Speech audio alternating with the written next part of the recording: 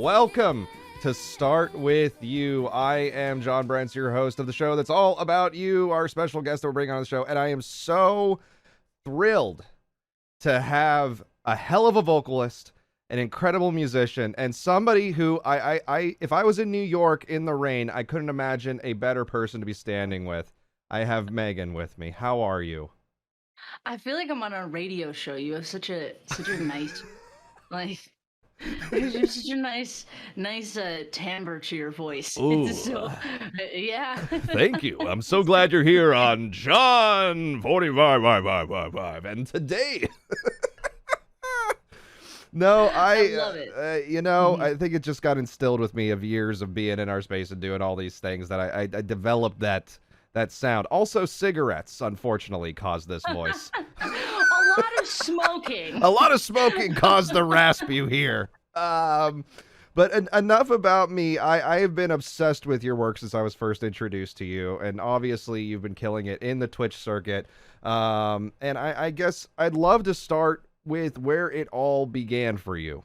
As a musician, where did your first inspiration come from? Was it your parents telling you, get in front of the family and perform, or did you find it for yourself?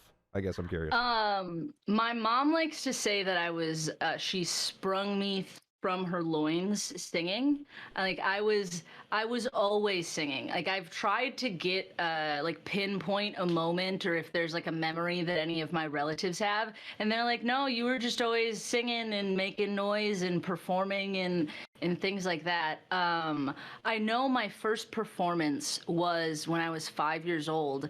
I did a Britney Spears karaoke contest for a Best Buy grand opening in near my house. It was like one of the first Best Buys that ever opened, and Britney Spears was doing a karaoke contest for the winner would get into one of her music videos. And I auditioned and I was 5. I couldn't read the teleprompter, so I had memorized the song, and I went up. My dad was terrified, so he had to stand in the back because he knew I was 5 up against a bunch of 20-some-year-olds or whatever. Yeah. And the person kept trying to get me to stop. I do remember that, and I just kept singing like a little kid would. What song were you singing? Which of Britney's tracks did you pull out? Or was it free range on tracks? I think it was Hit Me Baby One More Time, I think is what I did. Maybe my mom will know different. If she comes in chat, I'll have to ask her because she'll know for sure. But I think it was Hit Me Baby One More Time. And I'm picturing it's like a record skip where you got to a part where it was just like, hit me, baby, one more time, one more time, one more time. And then they were just like, no, you have to get off the stage now. Yeah, I sang the whole thing. I couldn't read the teleprompter. So it was like, I was singing, I sang the whole song, and I did a great job. I do think the person was impressed by the end of it. But yeah, I just from that point on, I feel like through my entire life, any opportunity I had to perform or sing or anything of that nature, I did. I started learning guitar when I was 6, when I was in first grade. Wow. So shortly after that, they had a guitar teacher at my school. He was like a new music teacher that came in, and he knew guitar, and he was a really good guitar player. So they added guitar lessons, and I begged my parents the night before to sign me up. And we went out and bought a guitar, and they put down the $20 deposit or whatever it was. Oh. And yeah, and so I started learning guitar then. So it's just been instilled in me. Well, it sounded like, because it really came from you, obviously, oh, I gotta go, enter into this competition at Best Buy, or, oh, there's guitar lessons, I gotta be doing, I gotta learn this type of thing.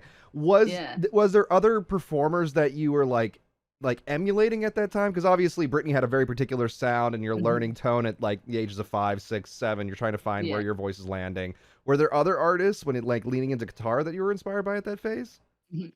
I mean, Britney Spears was my idol when I was really little. I would call my nickname was Brisby for a long time. I don't know if I've ever said that on the internet. Well, now it's permanent, so. I know, right? Yeah, my family kind of know, they'll if they really want to dig deep and pull something out, they'll call me Brisby, because I was in love with Britney Spears. Makes sense that I'm gay. That's like me with Michelle Pfeiffer as Catwoman. They're like, yeah, it makes sense how you grew up, John. It's what happened. Hindsight's 2020, yeah. But overall, my parents, I think I was influenced a lot by my parents' music. So like one of like the first songs that I really learned on guitar was Tracy Chapman's Fast Car. Yeah. Like that was a little bit later, but like Tracy Chapman was a big one. Janis Joplin is still like my all-time Mm. favorite artist, but like I grew up listening to a lot of Aretha Franklin and Mm. Michael Jackson and Earth, Wind and Fire and Rolling Stones and like Bette Midler, and like it was kind of like a mixture of everything. And then also my mom always had a theory that if you listen to pop music or like listen Yeah. to the radio, you would stay current. Mm. So she would always have the like whatever the pop radio station was on when we would be driving in the car. So I Mm. kind of listened to everything. I love that you had all these Yeah. exposures and you can pull from all these influences and incorporate it Mhm. into as you're developing as an artist, being like, okay, I'll pull this little bit of Aretha, I'll pull this little bit of like the Mhm. performance that the Jackson crew would pull in. You start to pull from all Mhm. these sources. Now, how do you as an artist separate from I guess replication? I always talk about like a Mhm. lot of streamers fall into art imitating art. I guess did you ever find yourself like falling into that? Like, oh no, I'm doing the same riff that Aretha would do as you were learning? Well, one of my favorite quotes is good artists copy, great artists steal. Mm. Uh, so if I catch myself, like sometimes I do, if I'm starting to write a song and I'm like, no, this sounds exactly like a different song, like sometimes I can, if I catch myself early enough, I can change it and I can veer it off into a direction where it was just kind of steal like an artist. You just used it Mm. as inspiration. It was the thing that, influenced the beginning of the song in whatever way. Yeah. And but then there are some times where it's like I'll notice it and then I can't get it out of my head and then the song is gone because all I Oh. do is write it exactly like the other one. Yeah. Uh, but most of the time I kind of just use it all in the like in that way. I steal like an artist. I take it all and I use it to influence things that I do because like there's things that Janice and Aretha and Tracy did all on their own, Mm. but there's not many people that do things from all three of them at the same time. That's a good way of looking at it, to be honest, because it's Mhm. like there's obviously those who just like look at one artist and they replicate, or they're Mhm. honestly just emulating them on stage. But I like that concept of like all of this artist influence that we are collecting from around us is what Mhm. forms artistical perspectives. Like when I went to university, it was Tim Burton was a huge influence for me when I was younger. And they're like, okay, glad you can emulate Tim Burton. What is Jon Brence's style? What is your Yeah. style? And so, as you're going through, obviously, through high school, did you end up attending university? Did you go straight into performing? I guess, what was that journey like for you? So I was throughout high school, I had found like various different people to do like artist development and things like that with. I released my first EP when I was in high school when I was Yeah. like 13 or 14 maybe. Mm. And so when I was leaving high school, I was accepted to Columbia College in Wow. Chicago. That's great. And I love Chicago. We just didn't have the money for it. Sure. And I was kind of like put at the moment of um like I can either spend a bunch of money learning how to perform because I would have gotten like a vocal performance degree. Hmm. Like I can learn how to vocally perform or I can go out and perform. And I had also right around that time I had found there was a place in Minnesota that was doing like marketing and development for like artists and Mm. actors and musicians. So I had started dabbling in this like acting space, which is kind of like how I found Twitch, weirdly Mm. enough. But I like had started doing this kind of acting thing and I had a convention that I was going to go to that was one of those like go to this convention and audition for a bunch Yep. of agents I and know what you're talking about. managers Yep. and yeah and stuff like that. And so I did one of those and I met with a cousin of mine who was before they had gone into like interior design and stuff, they were a singer and a performer and a theater person and have a bunch of friends. Their friend is Madame Morrible in No Wicked on Broadway kidding. right now. That's Yeah, great.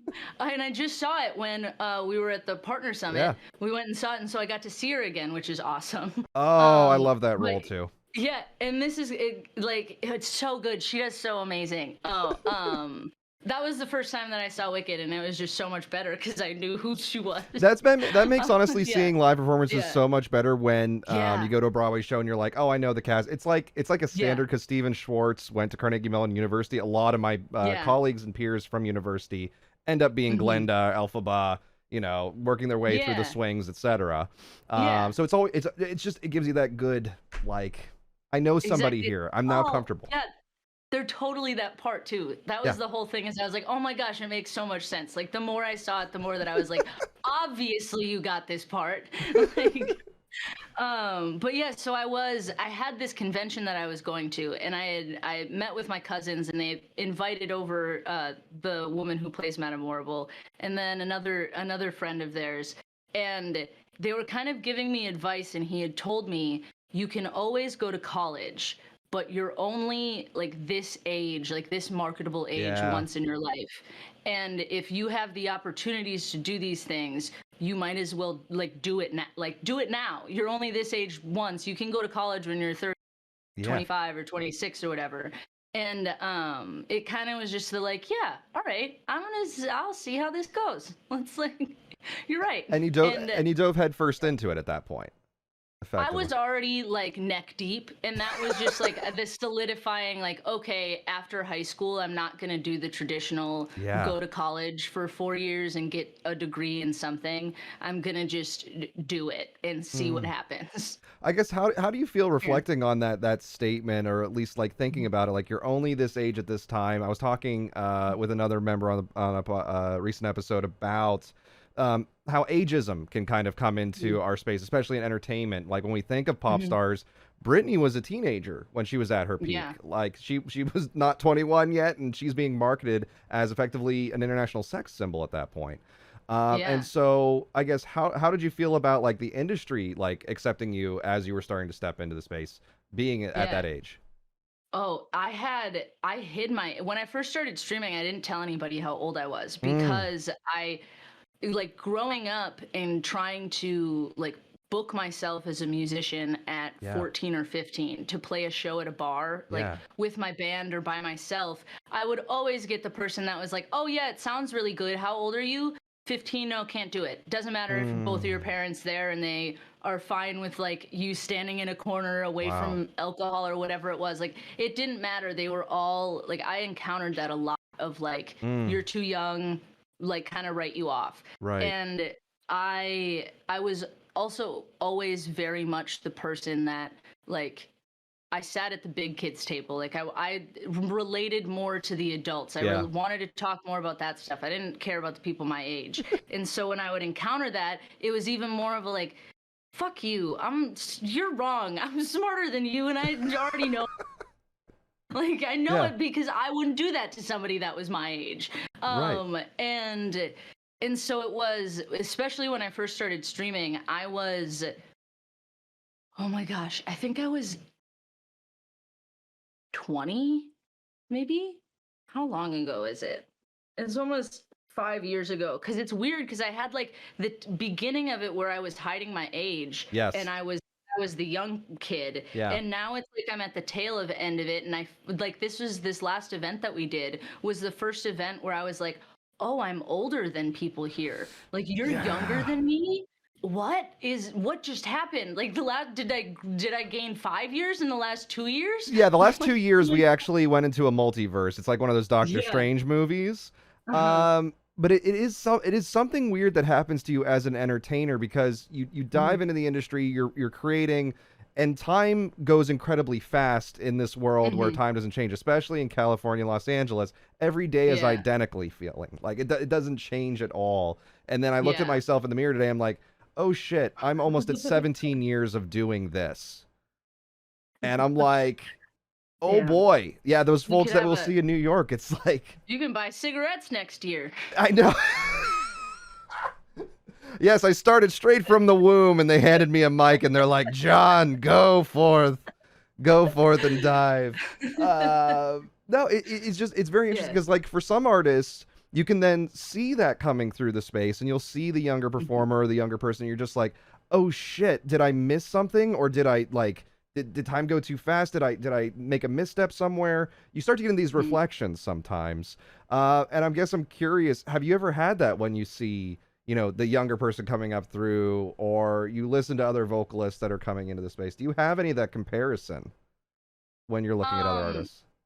I think my main thing is I think, oh my gosh, you're gonna destroy your voice if you keep singing for 6 hours straight. Don't Yes. make that mistake. Oh my God. Because like, and I think that's anytime that I start to, if I like start to compare in a negative way, like honestly, that's one of the things that I think about is that it is a huge success that I've sustained a career on the internet for 5 years. Yes. Like Yes. that's You've extended really beyond most.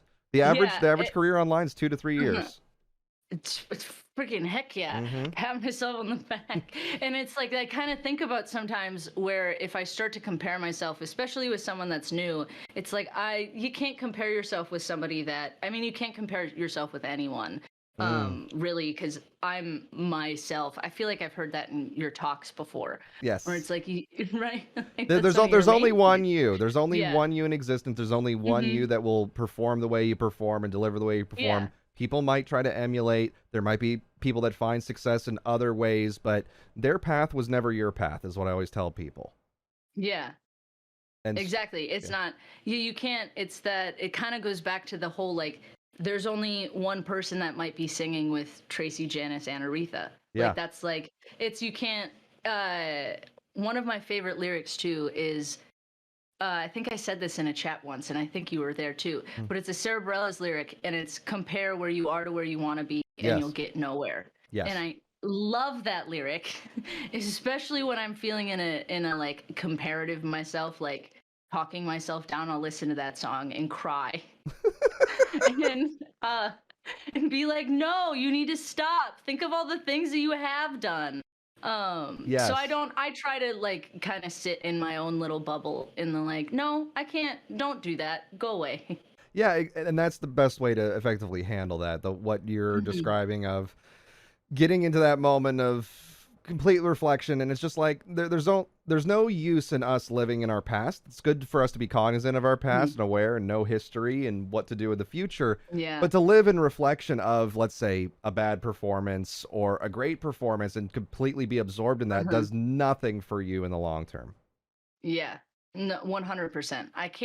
I really try to I've tried to it like I feel like a couple of like the life lessons that I've learned is Mm. like one thing, you can't change the past. Yep. And then another is that like bad and good always happen like in succession. Like no Mm. matter what, you have to have bad before you have good. And it's the same thing with like numbers, it's the same thing with, relevance, success, like whatever it is, it's like you're going to have bad things and you have to know that when you have points that's kind of like a good thing. I'm kind of like, Mm. oh sick, things are going really shitty right now, that means that things are going to be good soon. That Like, that's a really good way of looking at it too. I yeah. make the comparison in speeches to you're on a runway, and Hmm. it's like you may be feeling down. It's like, okay, your plane's resting. It's just waiting to take off. Yeah. So just listen for the moment to take off, and you're gonna have Yeah. your success.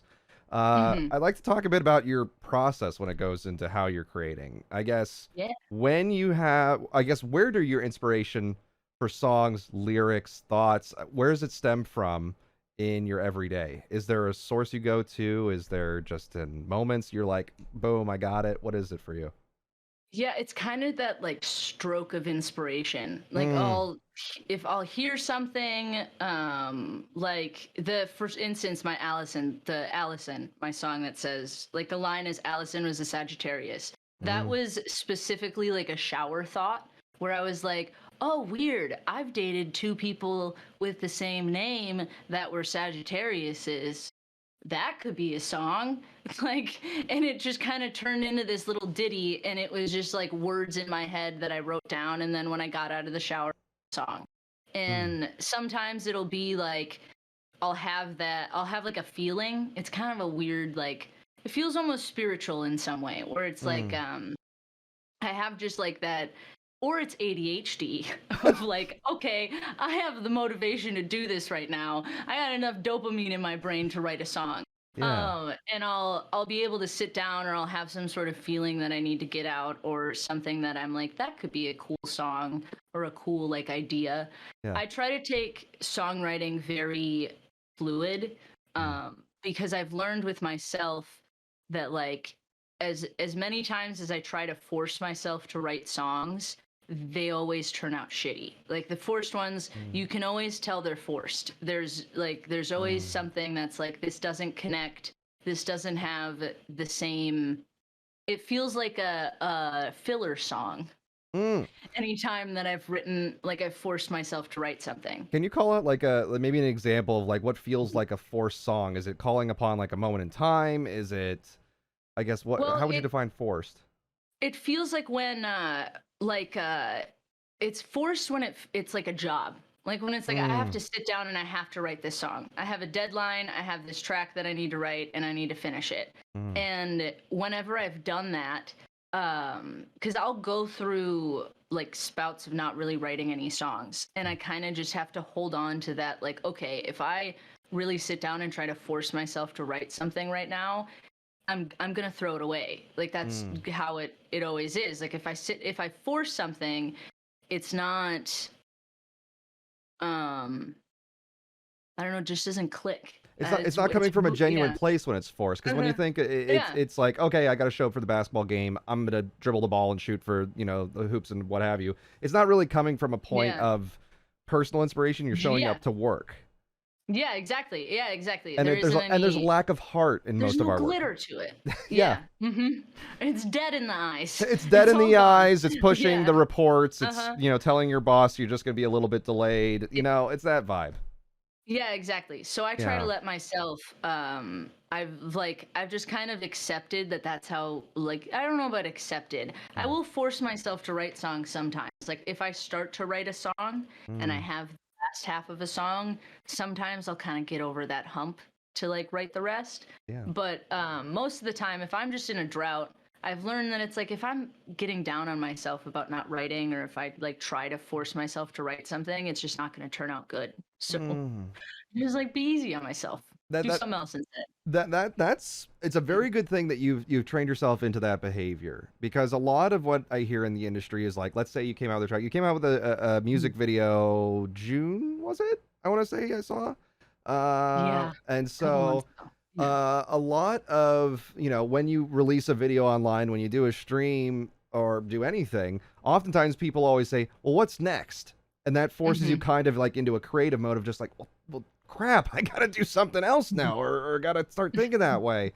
How do you Hmm. maintain that balance if like there's audience expectation of something from you?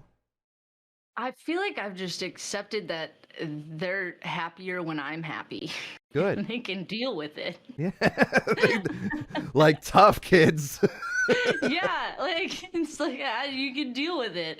Like it's like part of me doesn't like that that's my attitude about it. Like sometimes I wish that they would, like I could be influenced by that more, but like I'm just very much somebody that is, if I if I know it's not going to be beneficial to me, like if I'm going to be bummed about it, if I'm going to have Mm, to like drag myself through it, what's the point in doing it? You're not going to like it. It's not going to sound good. Nothing's going to be beneficial about it. I'm just going to waste a bunch of money putting out a song that none of us liked.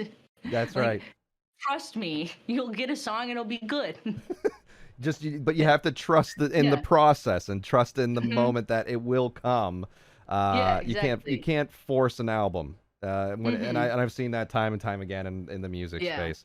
I Hmm. guess when it comes to navigating the greater music space, you were highlighting a little bit earlier on that obviously you went to one of those conventions where there's like the auditioning process, meet the agents, meet the people Yeah. who are going to make you a star, kid. They got the cigars hanging out of their mouth.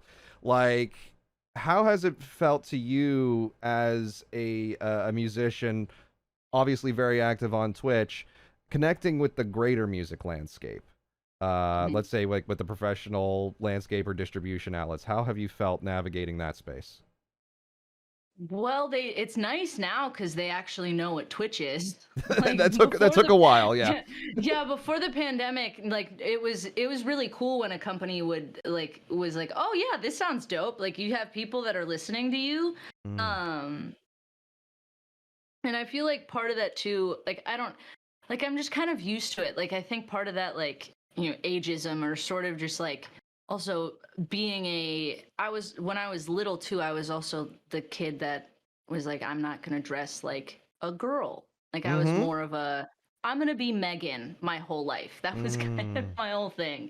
And so it's just kind of ingrained in me to just like do what I'm gonna do. I don't care if you tell me no or if you don't like or if you don't believe in it. It just you can tell me that, and guess what? It's just gonna fuel the fire.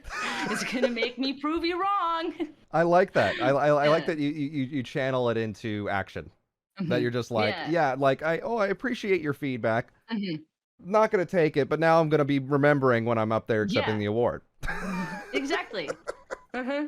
Exactly. And there's like in a professional with like brands and things like that too. It's like I had, for instance, Orangewood, which is like my main acoustic that I use right now. Mm. It took me like I contacted them a few years ago to get a guitar from them, and I don't think they really knew what Twitch was, and they weren't interested Mm. in it. I think they offered me a coupon. And then a few years later, I asked them again, and they gave me a free guitar.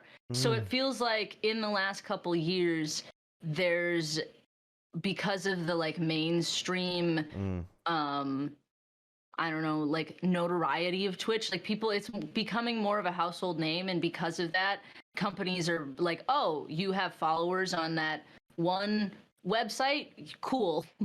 Like sounds good. I'll talk to you now. That I mean, that's Yeah. it's fun to navigate the Mhm. landscape when it comes to any of these services because oftentimes they're leaning on it's the standard gray hairs, which I'm slowly becoming one of them that Yeah. are like, okay, what's my nephew listening to? Okay, what are they watching on? What's the bleep bloop they're watching on? Okay, yeah, I'll hop over Yeah. to that app and see what's going on there. Yeah. Um, when it comes to those conversations, I Yeah. obviously speak about follower counts and what my thoughts are there, but I'm curious. Mhm. Um, how do you feel about when companies look at you in that regard? Obviously, when it's a music company, they're really looking at your talent, what Mhm. you're bringing to space, how you incorporate their instruments. But when they look at you as a person that is just follower counts to them or a number, I Mhm. guess have you ever encountered that? How do you feel about that as an artist? I feel like I personally, again, I kind of take that as a challenge. If I get Mm, that vibe from someone, then it's like, oh, I'm just a number to you. It's like, okay, I'm gonna figure out how to become your friend. Like yeah, we're gonna bond on something, and then you're gonna like me. yeah, Like, because I don't know. I think people are cool, and like if somebody has that um assumption of you, and I mean, this is something that we've talked about too, about how it's like you can gain more experiences from being just a nice person and having conversations with people and yes, being respectful and like representing well. yeah. And like that's kind of my like I'm like, yeah, I would much rather talk to somebody that's like that, and I'll win them over then. Yeah, really what you're describing is Oh, finding that shared yeah. language between them. Like how Yeah. I use with my Hmm. tattoos or my nails in Yeah. this case to be like, oh, I like that color. I'm like, oh, yeah, it's this collection. And so Hmm. then you start to find shared language. And that's what actually causes, in my belief, the actual human connection that you're looking for, whether it's a brand, Yeah. audience member who's eventually going to be your super fan. It always comes from a shared language of some sort, Yeah. in my experience. Yes, definitely. Mhm. Mm. What I'm curious too about like your overall journey. At this point, how many pieces of work would you say that you have created in terms of songs, things you've written? Are you past like Mozart and everybody at this point? Like, I don't know about that. I don't I honestly don't write yeah, like compared to some people like wear it like a badge, like the amount of sure, songs that they've written. And I think because of like I talked about my process of yeah, it being more fluid, I don't have as many songs. Like mm, I have a lot of like half completed songs. But it's probably over 100 because I've been writing since I was in middle school. yeah, So it's like, and when I was in middle school, I would write songs all of the time because that was like my version of a diary. mm, So I'm sure it's like 100, 200 maybe. I have a lot of books. I probably have a dozen lyric books wow, that are full of either full songs or partially full ones Wow. completed. What Yeah. I know there's a big conversation happening in entertainment in general right now about revising works. So I think this is happening Mhm. like Netflix. They revised Stranger Things recently, and people are like, "Oh, they're going Mhm. back and editing the art and changing it." But I guess Mhm. I'm curious, what are your thoughts on editing art? Have you ever looked at some of those old songs you've written and say, "You know what? I want to iterate upon this, or I want to make a V2." Have you gone back and looked at some of that early work and tried to bring it present?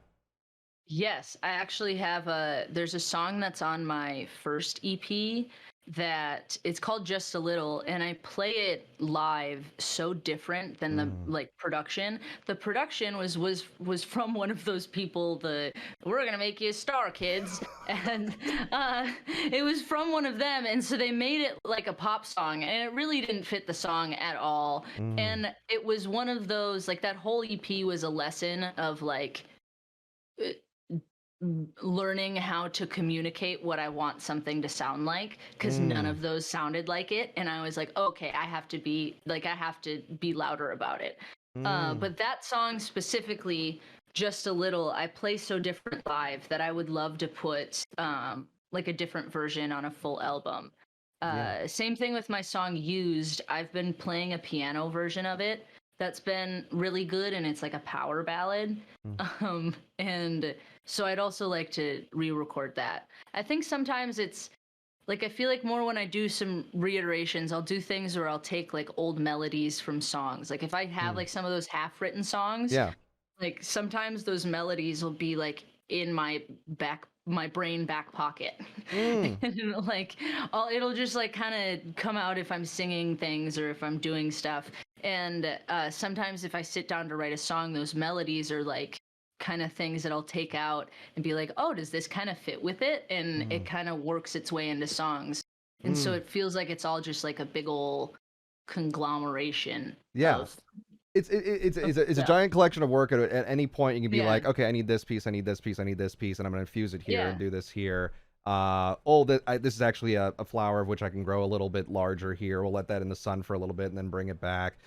Yeah. That's a really effective way as far as looking at an artist and looking at your works and being able to encompass it. I'm curious about taking the stage moment, as you said, like you're Mhm. transitioning like some of the stuff for the actual stage performances, or you're performing them a little Mhm. bit differently. I want to talk about actually the process before you get to the stage. Mhm. Do you have any rituals for yourself before you step on a stage? Vocal warm-ups, or a particular meal, or things you drink? Is there any like self-care you apply before? I get really bad anxiety before. Mm. I've learned that it's now anxiety. It's Okay. not like I didn't realize it before. I thought it was just adrenaline, but my anxiety will manifest now where I won't eat anything. Mm. So like I won't really be hungry before a show. So I usually just kind of like drink water. If I do eat anything, it'll be like chicken, cuz I Mm. don't want to have like eat something really thick that'll like make my vocal cords all goopy. Yeah. Um uh I usually will um have some sort of caffeine. I wonder if I'll need that now that I have ADHD medication though. Yeah, because that could, It I mean, that would yeah. kind of blend it together. Yeah, I wonder. I haven't performed yet since I've gotten prescribed with my medication. So that's like an interesting thing You to like. I always make wonder how that'll go. discoveries. I Yeah, mean, right? I got prescribed my Yeah. cocktail of meds a few Yeah. months back, and it's just learning. It's like, oh, this is how Yeah. caffeine interacts with me. Oh, this is Yeah. how my unfortunate nicotine habit interacts with it. Yeah. You start to Yeah, learn all those things. for sure. But especially Mhm. like I know when people sometimes when they're talking about like protecting their voice, you know, Mhm. I mean, hell, my vocal instructor would yell at me if I had anything with caffeine before I stepped on a stage, Mhm. or if I was drinking too much coffee because of the acidity and stuff like that. I guess when it comes Mhm. to vocal care, you were mentioning earlier about people who are broadcasting for 6 hours or performing 6 hours. I also Mhm. yell at people for that because it's like you're gonna develop nodes. It's gonna be bad. Mhm. Um, Yeah. what do you do for vocal care? For Um. regular days or even days before I, performance? yeah, I really should be way better at it. I'm Mm. lazy, so I've kind of built in like the first song that I sing, I'll do a lot of talking sometimes, a lot before I start singing, which does some warm-ups to some extent. And then the first song, I will never do a belty song. I'll try to do something that's low-key to kind of have like a warm-up built into a song. Before I perform, I literally look up on YouTube. There's like a 5-minute vocal warm up Oh, I love YouTube that. video. Yeah, and that's the warm up that I do. And my old vocal coach, we kind of like manipulated some of the like phrases or the vowels and things that I should sing on to fit more of what I'm doing. So if I'm performing, I do more of that. But like streaming is way more for me. It's like a rehearsal. So as soon as I cut down from doing 3-hour streams every single night to my like baseline is an hour and 10 minutes. And then when people subscribe or donate or whatever else, it increases the timer. Yeah. So now I'm only playing for long times, maybe once every week, That's or good. whatever, which is like way easier to do and to sustain. Yes. And with that, it's like, it's helped a whole bunch because I saw, like, I had to cut down because I could hear like my belt wasn't as high as it used to be. Yep. And I was like, oh, this is just because I'm singing. Like I had the conversation with my old vocal coach and I told her like about streaming because she had seen me before I started streaming. And so when I came back and was like, oh yeah, I'm doing this thing on Twitch, she was like, oh, what do you do? And I say, oh, I stream 5 nights a week and I play a concert online for 3 hours. And she says, Megan, that's what a Broadway performer does. You need to like, and they're on vocal rest in between it. You need to like, she's like, you gotta stop, like not stop, but like be careful. Correct. You need to have your humidifier nearby. You gotta have like no engagement prior to shows on show days. It's serious, and I think not a lot of people think about that, to be honest. Yeah. So I've after that I really cut down. I think I was getting to like, I was starting to get burnt out with how like having 3-hour streams. Like it just wasn't worth it. And as soon as I implemented like the timer and I was like I was trying, I like had fun. I think it was actually one of the first times that I saw your talk too. I was like, okay, I'm gonna turn off my viewer count. Good. And I'm gonna like just do I turned off my viewer count and then I started just like I'm just gonna stop like trying to look at this as like there's anything on the screen. I'm just gonna try to go back to what it was when I first started streaming. And so I just started doing like hour-long streams and they would build from there. Yeah, and it's helped a whole bunch. I can definitely tell. Oh no, it's I try to get to the point where it's similar to when I would take a stage in a musical or back when I performed. Yeah. Similar to you when you were noticing the vocal shifts when it came to belting. I used to be a great baritone at one point in my life. Keyword one point in my life because I had overextended my voice and like small things like sound isolating headphones. I was overexerting. I wasn't carrying myself well. I wasn't using diaphragm when I was like stuff started to compound because I'm seated for so long. Yeah. And so really allowing yourself, if you're a creator, and this is for the viewers and listeners out there, just to really reflect on that. One, making sure that you're having yourself set into a space that you're comfortably performing. You're also being mindful of your audience and the time you're asking them to be with you. Like you can't expect a person to spend 6 hours of the day watching you every single day, 3 hours a day. Like it's a big ask. It's a huge ask to ask. But then there's also the factor of like hiding the viewer count. The reason I do that is when I would step onto a stage, I couldn't see the audience because the lights are blinding me. I don't know how full the house is. I might hear applause, I might hear cheering or a cough or something like that throughout. But I don't know until lights come up on the house and I'm doing a bow. Yeah.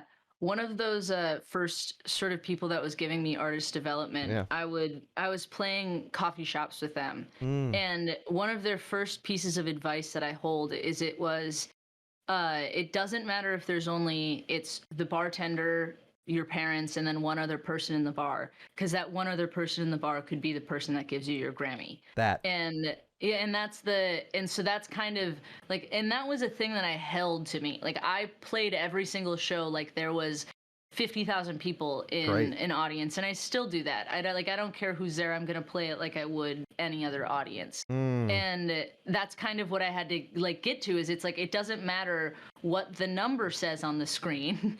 I gotta play to the people that are in the chat just as much as I would to that one person that wasn't my parents in the shop.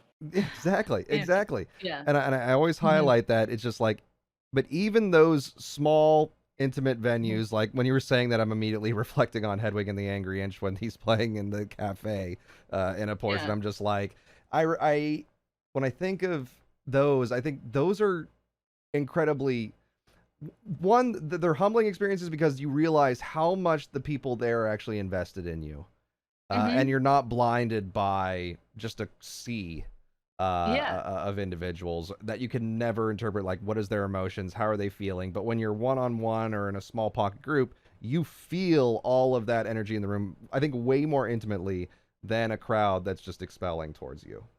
Mhm. Yeah, definitely. And so Uh when it comes to, I guess, venue navigation now for you, I guess, how are you mhm. thinking about that? Obviously the world kind of ended there for about 2 years. Mhm. How are you thinking as an artist, I guess, going back into the space and Mhm. performing live? Yeah. Well, it's kind of cool because Twitch was the thing that made it so I didn't have to play coffee shop venues Yeah. anymore. And so that's kind of just what I've been doing is I feel like everything is so online based. Like old Mm, school music, you had to go play live all mm, of the time. If you weren't touring, there was no way you were going to meet anyone.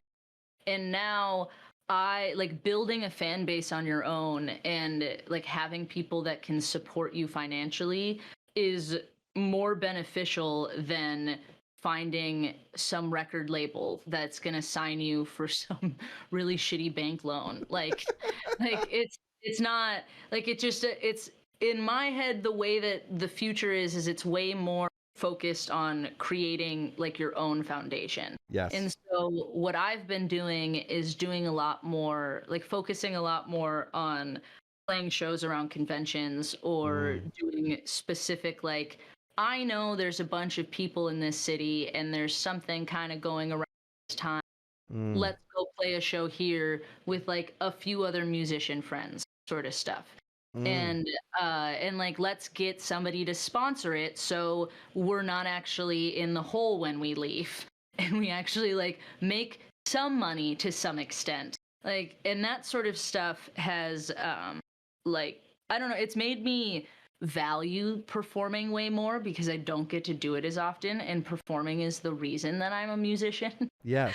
But it also is kind of like it's kind of really cool because I don't have to play for three people in a coffee shop anymore. Yeah.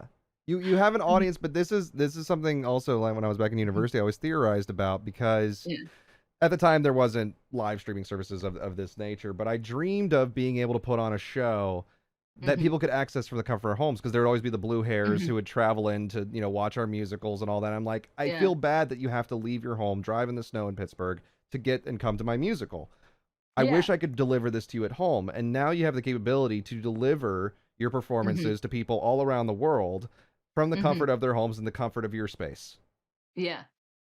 Yes. It's like my kind of my like I really want to throw a concert on Twitch where I give each of the artists, or we get each of the artists an IRL backpack, so Mm, people can swap between the perspectives throughout the entire show.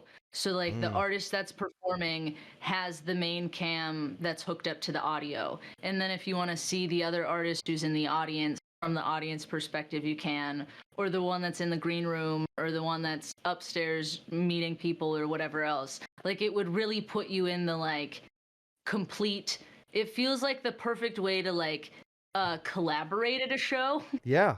And it seems like such a cool way of being like, oh, I'm actually like experiencing this show from my house. Fro- Um, and from the yeah, perspective of the artist that you want to follow. It reminds me, there's a yeah, there's a stage, it was more of like experience, called Sleep No More, that operates in New York City, which is yeah. I think I've heard effectively of it. you Hmm. choose an actor to follow through the Hmm. story throughout this Oh, journey. dope. And so you can follow any of the actors around this home. It takes Hmm. place in a multi-level home. And so if you wanted to be like, okay, I want to follow, I was watching a documentary today about Woodstock 99, which was, I guess, a Hmm. horrible event. Everything went to crap. But it's just like, I'd be curious following Korn from the bus to backstage to the stage Yeah. performance.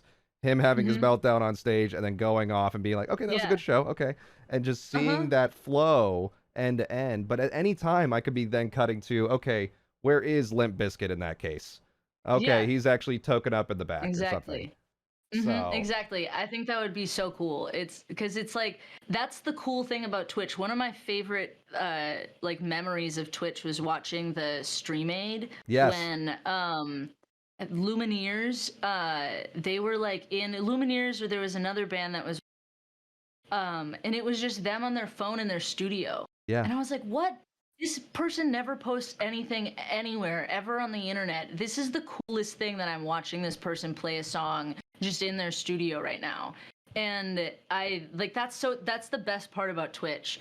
And I feel like that would be the like exactly it would be so cool to be able to click and be like, oh, what is this person doing? They're loading in. What's that like? Are they pissed off at someone? Yeah, Like, what's exactly. going on? Yeah. Yeah, he's upset because the hot dog didn't arrive in time from like the little like Mhm. crafty station. Yeah, Like exactly. just being able to switch between all those perspectives gives you the Hmm. full artist journey experience. Because I love Hmm. watching those moments of like backstage, underneath the stage, getting ready for the propulsion to pick Yeah. you up on. All of those Hmm. factors just are very exciting. So I think that's a hell of an idea. You should Yeah. definitely see if we can figure that one out because I think that one's really cool. Heck yeah. Um, I got you. I'll send you a there message. we go. Yeah, take care of me on that one because that's I think there's a really good concept there.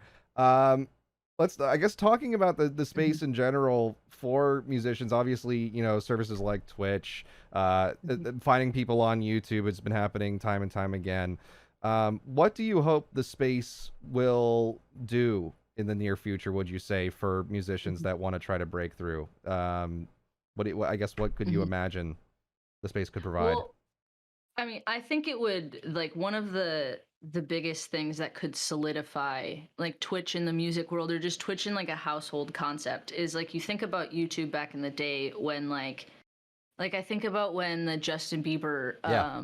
documentary came out, and they talked about him and like how Scooter found him on YouTube, and he became this like, oh, you can be discovered on YouTube. Mm-hmm. And I feel like if Twitch were to, because of so much of the music industry now, like we talked about, is money focused, and all of these like musicians, we're all independent musicians. You need a lot of money to win, like to be in the top percent of the in the top 40, to be in the Billboard top 100, to be a major recording artist in today's world. Like it requires money.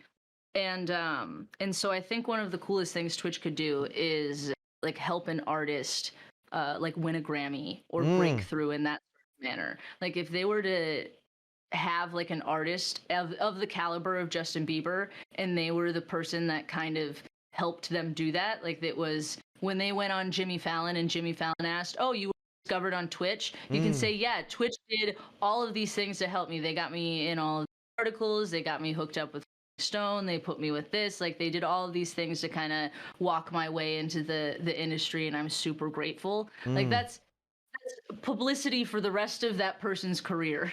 Yeah. And if the more that they do that, the more that it's like that's you never have to pay for marketing anymore. You're just like, oh, I can go stream music on Twitch and maybe be discovered. It's creating the Mhm. inspiration stories because when I look Mhm. at like when Fortnite was at its hottest, I think it was after the Ninja Mhm. Drake event had occurred. Then Yeah. people were like, "Wait a second, I can be Yeah. that large playing this game, and celebrities want to play with me." Mhm. Like it creates an inspiration moment for other folks in the space. Exactly. And so it's Mhm. figuring out if there are like whether it's the service side or if it's companies to really start Mhm. looking at the talent and be like, okay, this Yeah. talent has it. Let's put the Mhm. resources to promote them, get them the spotlight, to get them in those Yeah. placements on the late night shows, to start building the Mhm. story, to then Mhm. lead towards Grammys. Because this is something I was talking about award shows 2 nights ago with one of the guests, and they're just marketing vehicles.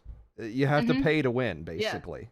Exactly. Which is why it's like it just seems kind of like a no-brainer, and that's one thing that's super unique about Twitch, especially like Mm. Twitch music, is that it feels like TikTok even is incredibly saturated with already major recording artists. Yes. Like a lot of the things that you see with music now on TikTok, it's not necessarily that independent artist that's blowing up with some random TikTok sound. No. And that's one thing about Twitch, is that there are those major recording artists on here, but they're no bigger than any of the completely independent artists also.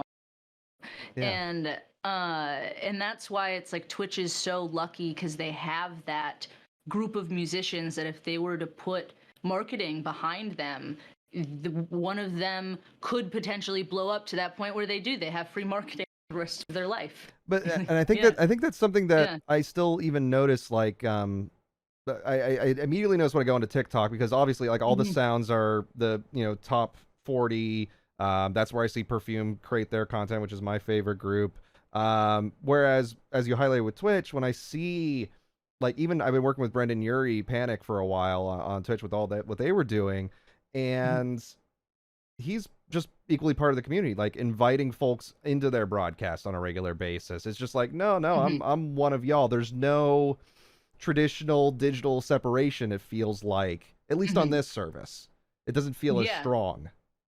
Yeah, exactly. There isn't it blurs the lines. Like there's something I tell people all the time, that it's like you can't fake live streaming. It doesn't No. matter if even if you have a persona, there are still moments where you can see through the veil. And Yeah. that's because it's live. You can't keep up a persona for an entire live stream, and or an entire live streaming career. And that's why people watch live streams. It's why they like it. Is to have that genuine connection. Yeah. And yeah, exactly. It's like it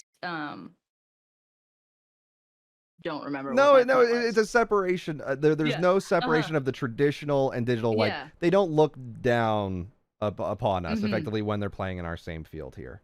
Yeah. And that, Exactly. yeah. Well, and there isn't, but that's what Twitch does. That's what the Yeah. point was, is that it doesn't matter if you're a top 40 artist, you're still on Twitch and you're still blurring those lines. And I feel Mm. like it takes, you can't, like the artists that would use Twitch in a disingenuous way aren't going to get past their first stream.